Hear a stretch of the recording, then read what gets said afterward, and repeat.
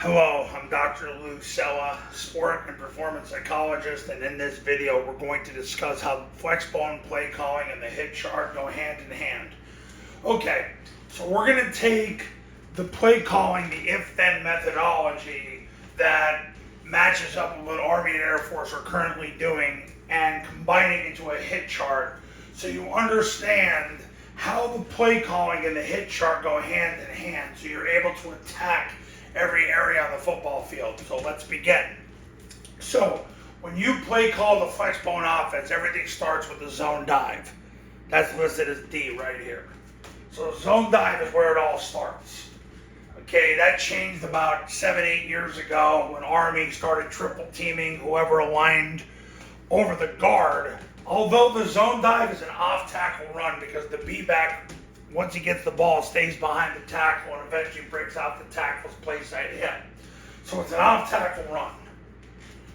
But the triple team occurs over the guard. And when Army started doing that in 2017, what that did was it opened up the offense because it made the C-gap player have to come down and take the dive. So you didn't get boxed into basically having to hand the ball off at mid-triple the whole time, which is what people were starting to do. And Lord knows when I was a high school head coach, that's what people did. But, I was a high school head coach before the modern day zone dive. The triple team was invented by the brilliant Army staff with offensive line coach Todd Spencer and offensive coordinator Brent Davis. So zone dive is where the offense starts. Now, if you get 4 yards, you run zone dive again. This is evident by Air Force running zone dive 39 times against UNLV a couple of years ago, and last year they ran zone dive 32 times against somebody. If you want to check, you can find it on this YouTube channel and at tripleoptionfootball.com. But it's 7:16 in the morning here, and I'm blanking on which game it was, but they ran it 32 times in one game.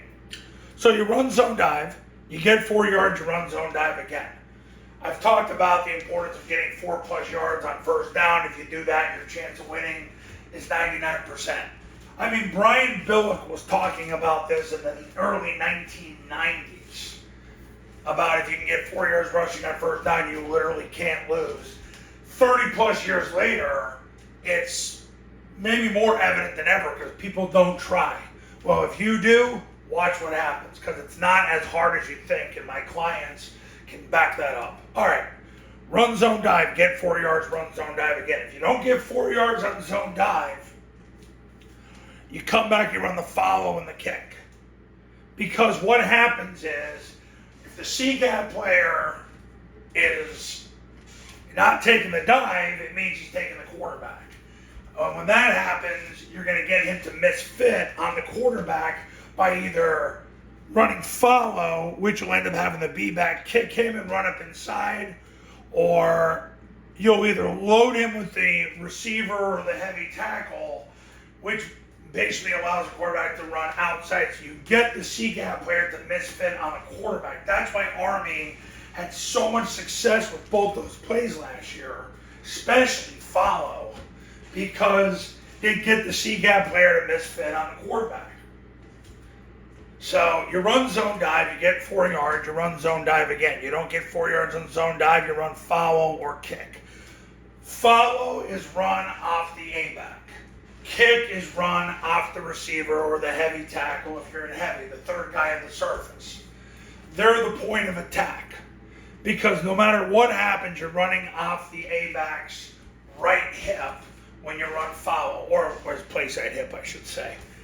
Kick, you're running off the receiver or the heavy tackle, whoever the third guy on the surface is, his play side hip. So we've already established a hit chart for basically when the C-gap player takes the quarterback. So let me go back to the beginning. You run zone dive, you get 4 yards, you run zone dive again. You don't get 4 yards on zone dive, you run follow or kick unless the C-gap player takes the dive. If so, you run midline triple option. You run midline triple option. Now, what you got to understand about midline triple option is it's an off-guard play.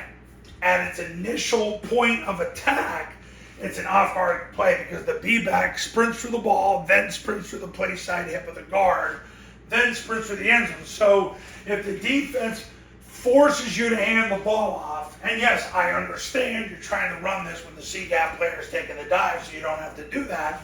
But God gave them free will too, just like you. So the initial point of attack is the play side hip of the guard. What that means is midline triple option in its initial point of attack is an off guard play. So you have an off guard play with midline triple option, an off tackle play with a zone dive.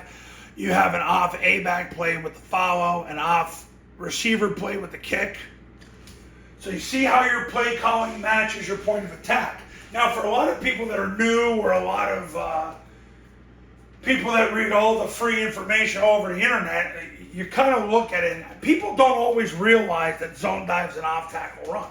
People don't always realize that mid-triple, the initial point of attack, it's an off guard run. People think things are in more than they really are, but they're not. Zone dive's an off tackle run. The play's to be run through the ball, through the play side hip of the tackle, through the end zone. If the B-back gets the ball in mid-triple, it's through the ball, through the play side hip of the guard, through the end zone, because the guard is canceling the A-gap so you can break off it. It starts at the cylinder and then breaks off the guard. So the guard is the initial point of attack at the first level, especially if there was a 2-eye or a 1 technique. Okay.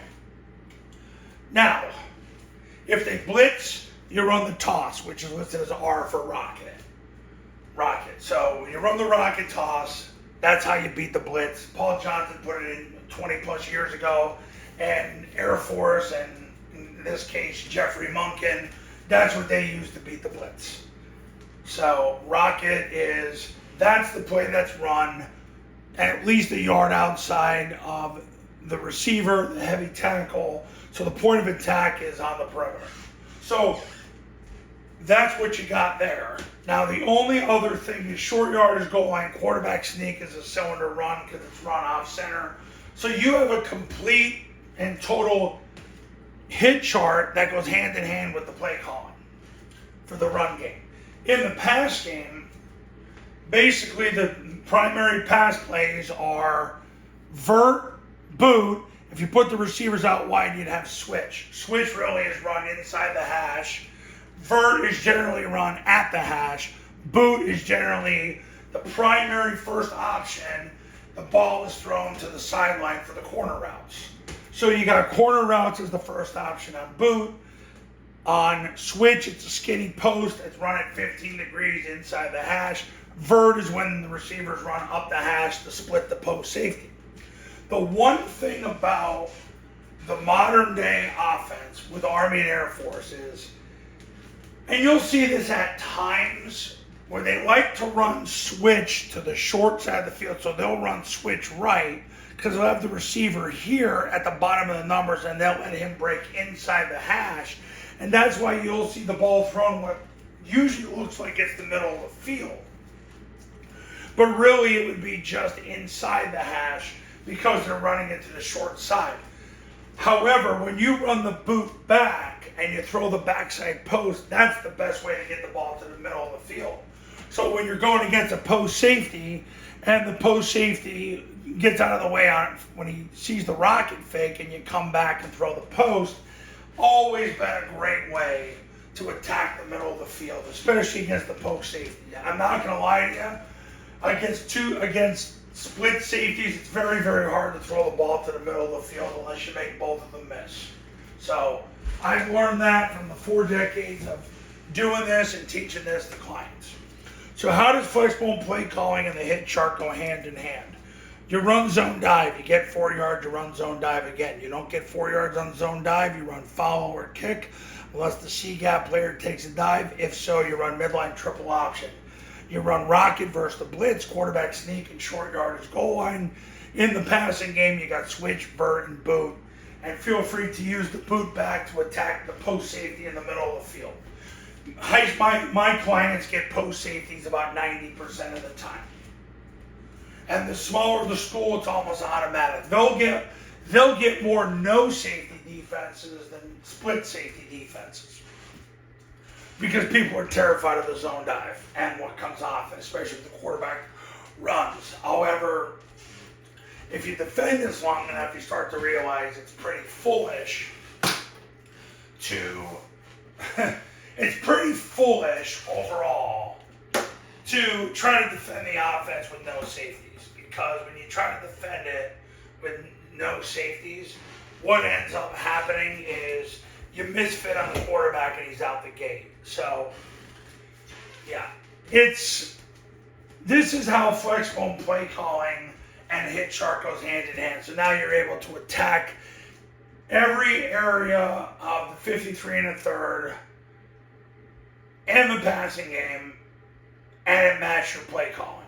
So that is a true football offensive system of order.